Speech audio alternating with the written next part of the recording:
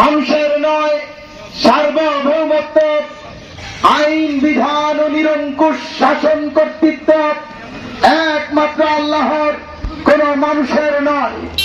সম্মানিত পার্বত্য জেলা খাগড়াছড়ির রামগড় উপজেলা রামগড় বাজারের সচেতন ভাই এবং বোনেরা, আপনাদের সকলের দৃষ্টি আকর্ষণ করে বলছি, আমরা ইসলামী সমাজের পক্ষ থেকে আল কোরআন বিরোধী সংবিধান গণতন্ত্রের মূলোৎপাটন করে সমাজ রাষ্ট্র ইসলাম প্রতিষ্ঠার মাধ্যমে আল কোরআনকে রাষ্ট্রীয় সংবিধান হিসেবে প্রতিষ্ঠা করে দুর্নীতি ও বৈষম্য মুক্ত কল্যাণকর সমাজ ও রাষ্ট্র প্রতিষ্ঠায় আজকে আপনাদের মাঝে সংক্ষিপ্ত পথসভা কর্মসূচি নিয়ে উপস্থিত হয়েছি। ইসলামী সমাজের সংক্ষিপ্ত পথসভা কর্মসূচিতে এখন আমাদের মাঝে সংক্ষিপ্ত বক্তব্য পেশ করবেন ইসলামী সমাজের ঢাকা বিভাগীয় অঞ্চল 2 এর সম্মানিত বিভাগীয় দায়িত্বশীল বিশিষ্ট আলমীদ্বীন জনাব মোহাম্মদ ইয়াসিন ভাইকে তার মূল্যবান বক্তব্য পেশ করার জন্য বিশেষভাবে আহ্বান করছি। আসসালামু আলাইকুম ওয়া রাহমাতুল্লাহি ওয়া বারাকাতুহু। পার্বত্য খাগড়াছড়ি জেলার রামগড় উপজেলার ব্যবসায়ী পথচারী ভাই ও বন্ধুগণ, আপনারা ইতিমধ্যেই আমাদের কিছু স্লোগান শুনতে পেয়েছেন। গণতন্ত্র মানবে যারা, জাহান্নামে যাবে তারা। গণতন্ত্রের জোট ভোট নির্বাচন ইমান আমল ধ্বংসের কারণ। এই স্লোগানগুলি শুনে আপনাদের মনে হয়তো প্রশ্নের উদয় হয়েছে, এটা কেমন কথা?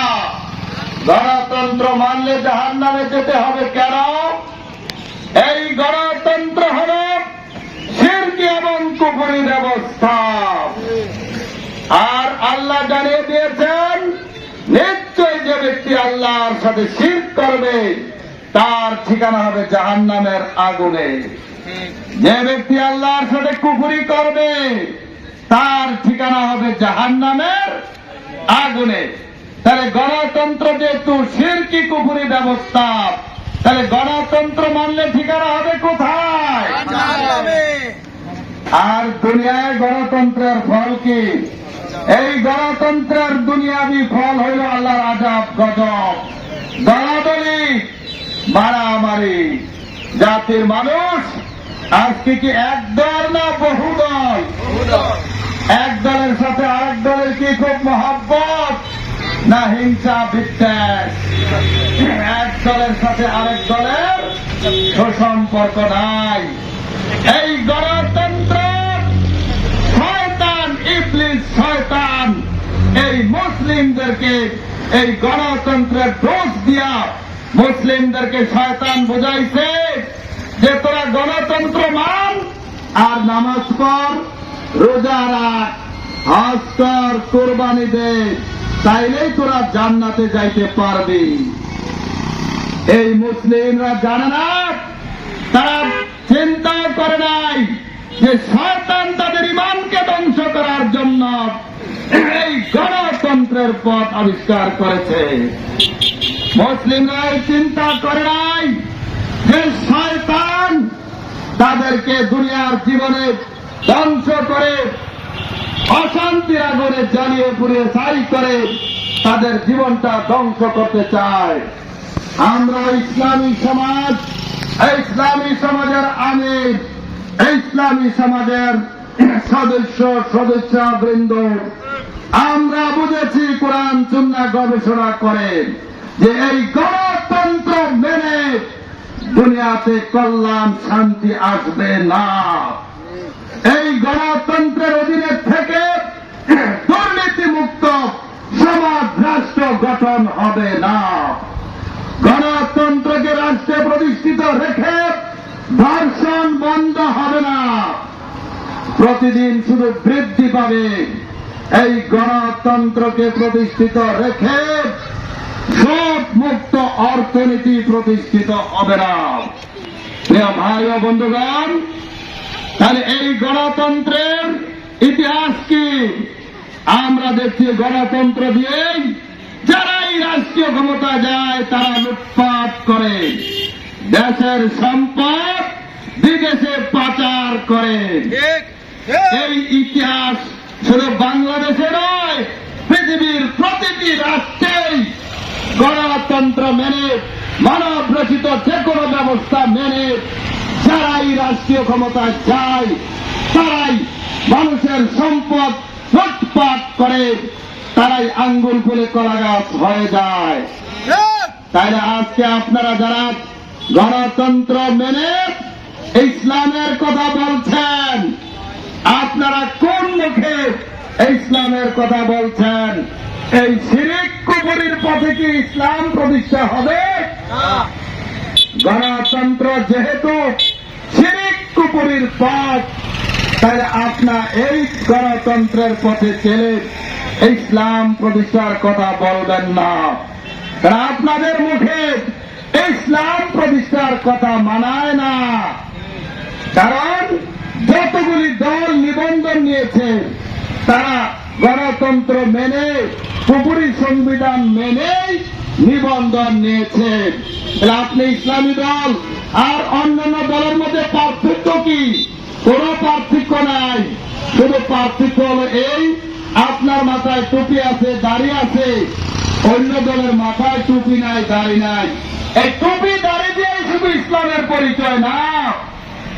ইসলামের পরিচয় হল যে ব্যক্তি সাহসী কণ্ঠে ঘোষণা করবে যে আমি কোন তন্ত্র মন্ত্র মানি না, গণতন্ত্র মানি না, রাজতন্ত্র মানি না, সমাজতন্ত্র মানি না, পৃথিবীর কোন তন্ত্র মন্ত্র মানি না, শুধু মানি ইসলাম। এই কথা কি ইসলামী সমাজের আমির ছাড়া আর কোন নেতা বলেছে? ইসলামী সমাজের দায়িত্বশীলরা ছাড়া আর কোন নেতা কি বলেছে?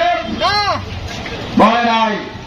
সব নেতাই গণতন্ত্রের অধীনে, তারা কুফরি সংবিধান মেনে মানুষকে শুধু ইসলাম প্রতিষ্ঠার কথা বলে ধোঁকা দিয়া মানুষকে ধোঁকা বানাইছে। ভাই বন্ধুগণ, আপনাদেরকে আমরা বলছি, এইসব ইসলামী দল যারা আপনাদেরকে ইসলামের কথা বলে গণতন্ত্রের দিকে নিয়ে যায়, তারা আপনাদেরকে জাহান্নামের দিকে নিয়ে যাচ্ছে। তাদের কথা আর শুনবেন না। ইসলামী সমাজ মহাসত্যের দাওয়াত দিয়ে মাঠে নেমেছে। ইসলামী সমাজের এই দাওয়াত সকল তন্ত্র মন্ত্রের বিরুদ্ধে। প্রিয় ভাই ও বন্ধুগণ, ইসলামী সমাজের আমির হযরত সৈয়দ হুমায়ুন কবির, তিনি মানব রচিত সকল ব্যবস্থার বিরুদ্ধে বিদ্রোহ ঘোষণা করেছেন। ঢাকার রাজপথে বহুবার জেলে গিয়েছেন, রিমান্ডে গিয়েছেন। আমরাও বহুবার জেলে গিয়েছি, রিমান্ডে গিয়েছি। রিমান্ডে গিয়েও আমরা বলেছি গণতন্ত্র শিরকি কুফরি ব্যবস্থা, এই মানুষের তৈরি সংবিধান আমরা মানি না। ভাই ও বন্ধুগণ, আমরা আল্লাহ ছাড়া পৃথিবীর কোন শক্তিকে ভয় পাই না। আমরা র‍্যাবকে ভয় পাই না, ভয় পাই মহান রবকে। করবেন র‍্যাবকে না রবকে? মানুষের ধারা থেকে বাঁচা যায়, কিন্তু আল্লাহ যদি কাউকে ধরে ফেলে তার ধরা থেকে বাঁচার কোন উপায় নাই। পৃথিবীর ইতিহাস সাক্ষী, ফেরাউন বাঁচতে পারে নাই, নমরুদ বাঁচতে পারে নাই, সেই স্বৈরাচারী কোন সরকারি পার পায় নাই, রক্ষা পায় নাই। সুতরাং এখনো যদি আপনারা সাবধান না হন, সতর্ক না হন, এই গণতন্ত্রকে তুলু করেন, গণতন্ত্রের বিরুদ্ধে বিদ্রোহ না করেন, তাহলে আল্লাহর ভয়াবহ আযাব সামনে অপেক্ষা করছে। আমরা আপনাদেরকে সাবধান করার জন্য, সতর্ক করার জন্য এসেছি।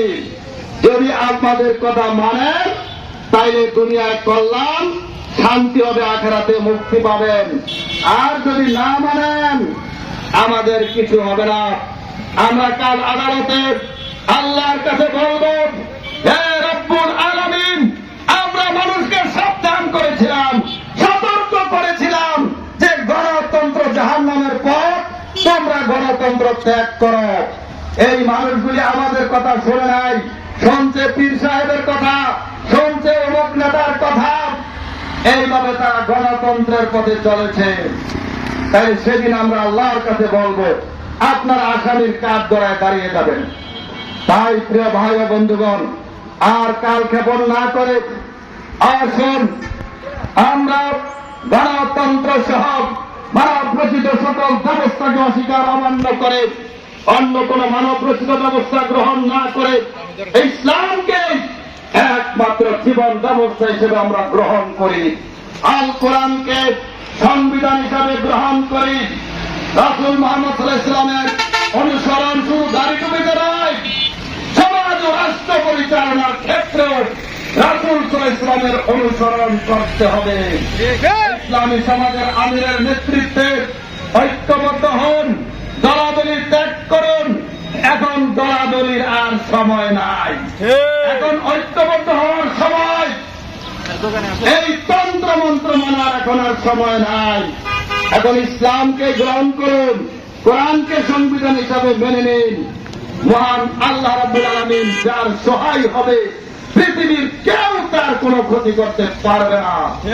আমরা মহান আল্লাহর উপরে ভরসা করেই মাঠে নেমেছি। আল্লাহ আমাদের সাহায্যকারী, একমাত্র সহায়। আল্লাহ কবুল করো। আসসালামু আলাইকুম ওয়া রাহমাতুল্লাহ।